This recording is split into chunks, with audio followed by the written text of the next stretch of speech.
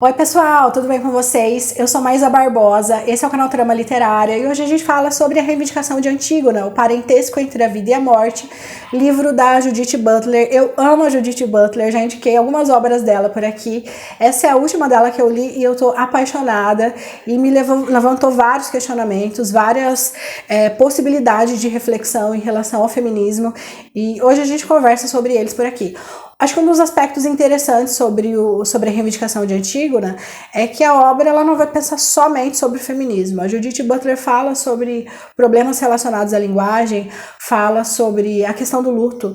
Então tem vários temas que vão atravessando a obra, fala muito sobre política, então tem vários temas que vão atravessando a obra por aqui, e entre eles está a questão de gênero, a história de gênero. Se você não leu a reivindicação de Antígona, fica a sugestão aí.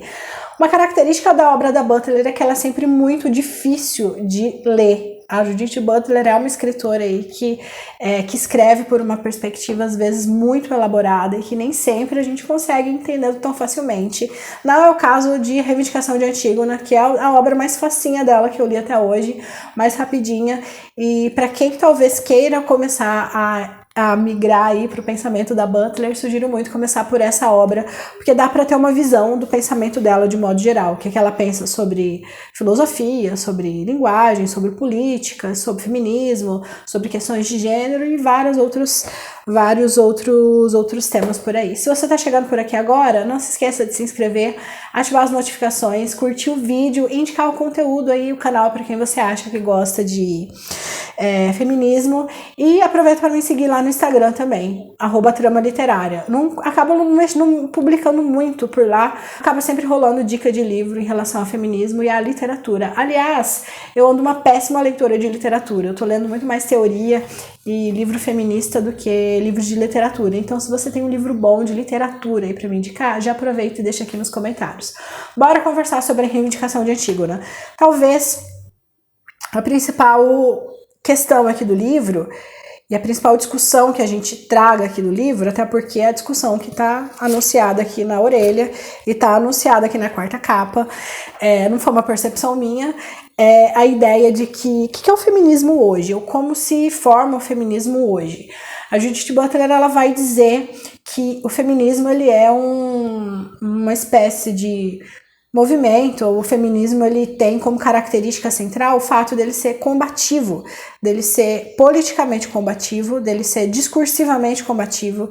Então a gente pode entender que o feminismo ele surge do enfrentamento. Se a gente pensa nas lutas e nas causas e nas pautas das primeiras vertentes, talvez a gente pensa num feminismo que está se opondo ao que está posto por meio do Estado. Então a gente tem o que o Estado regulamenta e aceita como legítimo, e o feminismo ele vai insistir na discussão de aspectos que não estão legalizados e regulamentados pelo Estado. Então a gente pode entender que o feminismo ele tenha como mote essa ideia de que ele precisa ser de oposição política. Então a gente pode entender que o feminismo ele surge da oposição política, ele se sustenta durante muito tempo como oposição política. Por que eu estou repetindo essa palavra várias e várias vezes? A gente precisa entender então que o feminismo ele surge dessa ideia de oposição política. A Judith Butler ela vai dizer o seguinte: hoje a gente percebe muitas pautas feministas sendo conseguidas, mas principalmente as reivindicações feministas atualmente acontecem muito por meio de um alinhamento político. O que isso quer dizer? Ela vai dizer que várias das nossas pautas contemporaneamente têm sido buscadas e têm sido desejadas de serem atendidas por meio da regulamentação do Estado. Então, quando ela vai dizer que isso acontece, ela vai dizer: cadê a força combativa do feminismo? Cadê a força de oposição política do feminismo? Se agora a gente quer conseguir isso por meio de uma regulamentação estatal, se a gente quer conseguir aquilo por meio de uma lei, por meio de um decreto, por meio de um aceite por parte do Estado. Percebem? Então é como se hoje as nossas pautas elas tivessem todas que sendo aceitas pelo Estado para elas serem válidas, para ela ser legítima. E ela vai dizer que isso subverte o desejo de como o feminismo se constituiu, porque o feminismo ele surge, ele se sustenta durante boa parte do tempo como um movimento de oposição política. E aí ela vai trazer a figura da Antígona. Tem vários questionamentos e vários apontamentos que ela vai trazendo em relação à história da Antígona.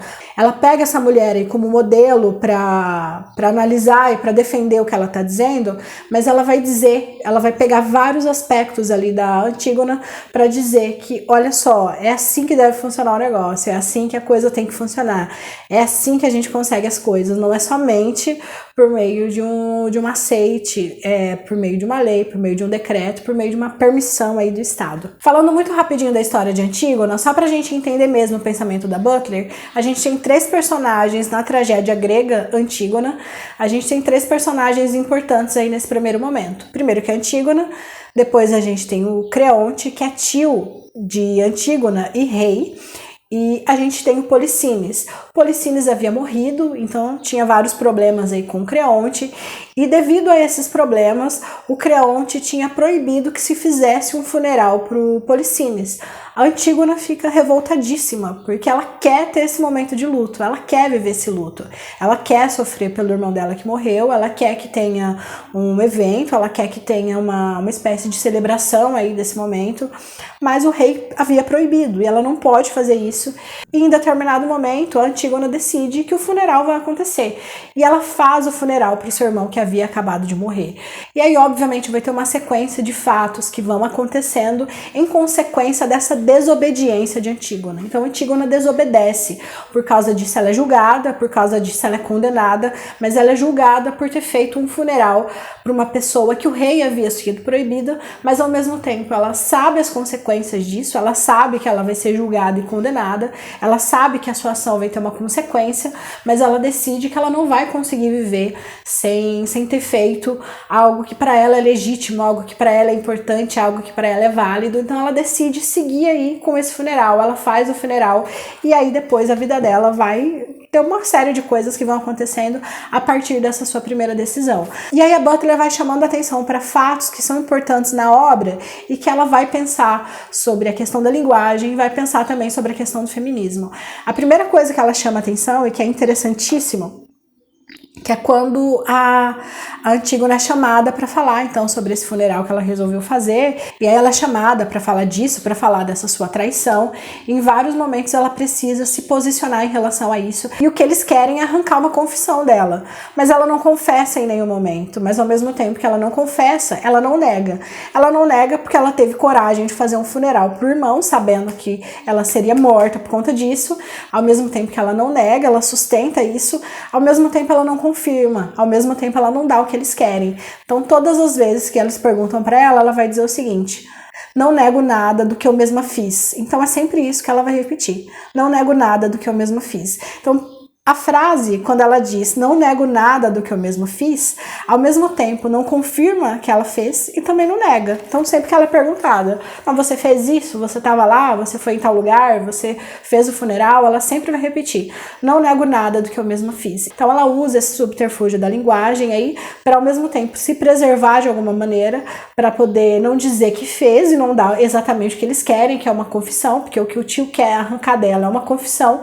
Ao mesmo tempo que ela não dá essa confissão, ao mesmo tempo ela não se acovarda, porque ela também não mente, ela não diz não, eu não fiz, foi outra pessoa, de jeito nenhum, ela não se acovarda diante do seu gesto e ela segue sustentando aí: não nego nada do que eu mesma fiz, ou não nego nada do que eu mesma tenha feito. Ela usa isso durante muito tempo aí, esse subterfúgio da linguagem, para poder e caminhando aí, ao mesmo tempo que ela não se acovarda, ela não entrega a confissão que eles estão querendo. Quando que a Butler vai perceber uma questão de gênero aí na história da Antígona? O Creonte, a partir do momento que ela contesta verbalmente o rei, né? Ela questiona, ela confronta o rei discursivamente, ela vai ser considerada como uma traidora. E sendo uma traidora, ela começa a ser considerada como masculina pelo coro. Então vai ser o discurso aí dessa mulher que agora não é mais feminina, ela é masculina. O coro vai repetir isso justamente porque agora ela teve coragem de enfrentar o rei. Olha só, uma mulher jamais faria isso. Então é como se todo o olhar para Antígona tivesse tivesse se modificado a partir do momento que ela resolve confrontar o rei e, com isso, assumir uma postura masculina. Isso vai ser tão sério que o Creonte vai dizer o seguinte: mulher não mandará comigo vivo. Então o Creonte, ele afirma isso: mulher não mandará comigo vivo. A partir do momento que ele decide, bom, agora a gente tem aqui uma mulher ditando as regras, a gente tem uma mulher aqui fazendo um funeral do qual ela tinha sido proibida, a gente tem uma mulher aqui que não confessa quando ela é perguntada. E aí o Creonte vai dizer o seguinte: mulher não comandará comigo vivo. Então o que ele diz? Eu prefiro morrer, eu prefiro não estar mais nesse mundo se essa mulher ainda tiver, justamente porque se essa mulher, ela tá aqui, ela tá disposta a provocar todo esse enfrentamento, ela tá disposta a questionar as ordens do rei, isso. E sendo uma mulher, né, tem essa questão aí dela ser uma mulher, ele prefere morrer do que ele ver isso acontecendo. A Butler, ela não vai pegar a figura da Antígona por acaso para pensar sobre a mulher contemporaneamente, sobre a estrutura de família contemporaneamente. Ela parte de Antígona especificamente porque a psicanálise, ela vai partir do Édipo para pensar sobre uma série de relações aí do sujeito com a sua família, do sujeito com ele mesmo, da formação de traumas, né? Então a gente vai ter a expressão complexo de Édipo. E o questionamento que a Judith Butler vai fazer é: e se a gente não tivesse partido do Édipo? E se a gente tivesse partido de Antígona, que também teve uma série de atitudes e também teve uma série de ações que poderiam ter dado para ela esse espaço dentro do campo psicanalítico? Por que a gente não parte de Antígona?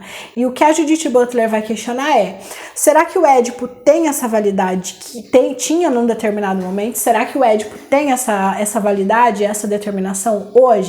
E ela vai fazer isso não a partir de afirmações, ela vai fazer isso a partir de diversos questionamentos. Mas a questão que ela levanta é: hoje a gente tem muitos modelos de família, né? Se a gente pensa aqui na estrutura do Brasil, né, que muitas famílias, muitas crianças são criadas com as avós, com os tios, que são criados pela mãe, né? A gente tem várias e várias e várias famílias aí que o pai é completamente ausente. E que quem que é essa figura masculina aí dessa criança? Será que sempre tem essa figura masculina para a criança poder desenvolver essa relação edípica? Dentro desses modelos de famílias, isso pegando especificamente o caso brasileiro, se a gente pensa aqui e analisa como funcionam as estruturas de família aqui no nosso país, que são muito diversificadas, qual que é o espaço dessa história na formação dos sujeitos ainda hoje? Claro que a Judith Butler vai pensar em vários outros modelos de famílias, aí ela vai pensar na questão das famílias homossexuais, ela vai pensar na questão do divórcio, de famílias de mulheres que às vezes se casam com um, depois com outro, e o ex-marido a mesma coisa, que se casa com uma, depois com outro, e essa criança vai crescendo aí com muitos modelos de família. Depois ela fala das crianças refugiadas, das migrações, da questão do exílio, da questão das várias formas de deslocamento global. Então o que a Judith Butler diz: a gente tem muitos e muitos e muitos modelos de família hoje, né? O que esse Édipo representa? O que essa interdição que está carregada aí na história do Édipo? O que essa interdição representa ainda hoje, sendo que a gente tem diversos e inúmeros modelos de família, e só aqui no Brasil, na nossa realidade, a gente pode encontrar diversos aí, só olhando para as nossas relações, para as nossas famílias, para os nossos vizinhos, a gente já consegue perceber aí muitos modelos de família. Mais adiante, a Butler vai pensar na relação do Édipo com as filhas, e novamente essa questão de gênero vai vir à tona, porque chega um momento na tragédia que as meninas, as filhas do Édipo, vão assumir o cuidado em relação a ele. Então a Ismene, a Antígona, são as meninas que vão tomar cuidado, que vão sustentar, que vão prover, que vão cuidar desse pai, que vão cuidar do Édipo. E aí o Édipo vai dizer o seguinte, no livro tá lá na página 110, o Édipo vai dizer o seguinte: e se eu não tivesse gerado estas filhas para me nutrirem, por certo, no que concerne a ti, eu não existiria. Mas o fato é que elas me protegem, elas são minhas nutrizes, elas são homens, não mulheres, no sofrer. Mas vós foste gerado por outro e não por mim.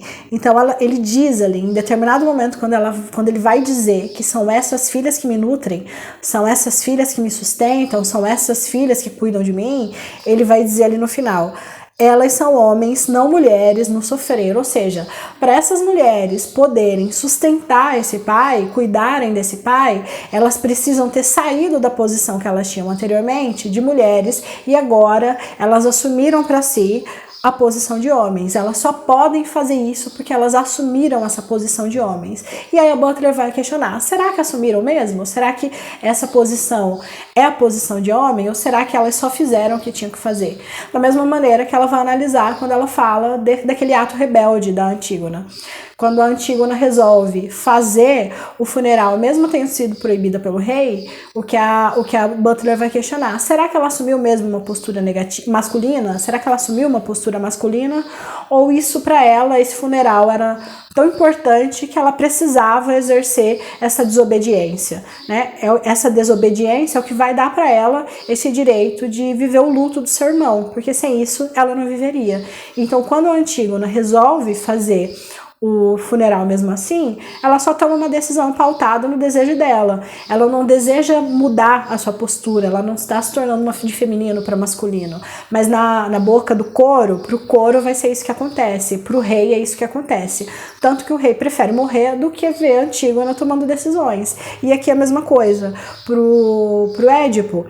Para isso ter acontecido, para as filhas estarem nutrindo ele hoje, sustentando ele hoje, cuidando dele hoje, isso significa que as duas são homens, né? Os filhos saíram do seu espaço, os filhos não estão cumprindo com a obrigação deles, e agora ele tem duas filhas que são os homens fazendo isso que os filhos deveriam fazer. E aí tem outro momento que ele vai dizer, que o Édipo vai confirmar esse pensamento dele, quando ele vai dizer que, olha, enquanto as mulheres vão para a rua, na luta para conseguir os alimentos, ele vai dizer, os homens estão aqui dentro de casa, se preocupando com quinquilharia doméstica, com probleminha doméstico, e aí ele diz, como se fossem moças, vós em seu lugar. Então ele diz para as filhas, olha, os homens estão aqui feito moças, se preocupando com questão doméstica, que era coisa que vocês deveriam estar fazendo, mas vocês estão aí, ó, na rua sustentando e buscando sustento, e vocês estão fazendo isso por quê? Porque agora vocês são homens. Essas desobediências de Antígona e essas várias desobediências da Antígona que a Butler vai trazendo aqui para a discussão são fundamentais para a gente entender qual que é o papel da mulher e qual que é o papel do homem naquela época, como que esses papéis são entendidos, como que esses papéis são percebidos e como que eles são mantidos ainda contemporaneamente.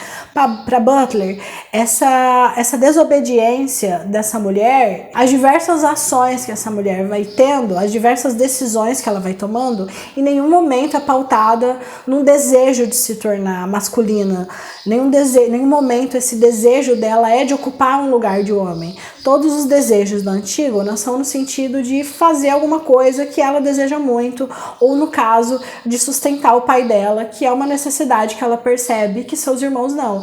Então a Antígona, ela faz o que ela tem que fazer. Mas toda vez que a Antígona faz o que ela tem que fazer, o seu ato, o seu gesto é visto como necessariamente masculino e como se necessariamente ela estivesse tomando o lugar de um homem. Para a sociedade naquela época, para o momento em que essa obra está sendo apresentada, isso é absurdo, as decisões dela vão se tornando absurdas justamente porque ela vai confrontando vários homens ao longo da sua história. Mas o que a Butler vai pegar para dizer para a gente é, olha, ela tomou essa série de decisões, ela teve uma série de decisões que naquele tempo foram consideradas absurdas, mas todas as vezes ela faz isso sustentando essas decisões no seu discurso, mas ao mesmo tempo ela não busca um alinhamento com o pensamento do Estado ou com a permissão do Estado. Ela não vai reivindicar para o Creonte o funeral do seu irmão, ela não vai reivindicar para os seus irmãos uma autoridade para sustentar o pai. Ela só faz, ela só age. A relação com o feminismo que a Butler vai travar, então, a gente precisa sair desse lugar de precisar dessa permissão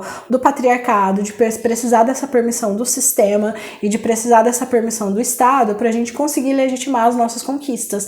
Quando o nosso exemplo que ela vai trazer aí, que é a Antígona, é sempre o da ação, é sempre do gesto, é sempre de uma ação concreta e de uma ação que seja concreta e combativa. As decisões da Antígona sempre são politicamente combativas, mas sempre são discursivamente combativas, porque todas as vezes que ela age, ela sabe usar a linguagem dela a seu favor, para ao mesmo tempo ela não se comprometer demais, mas ao mesmo tempo não se acovardar. Gente, é isso, essa foi a nossa conversa sobre a reivindicação de Antígona. Até mais!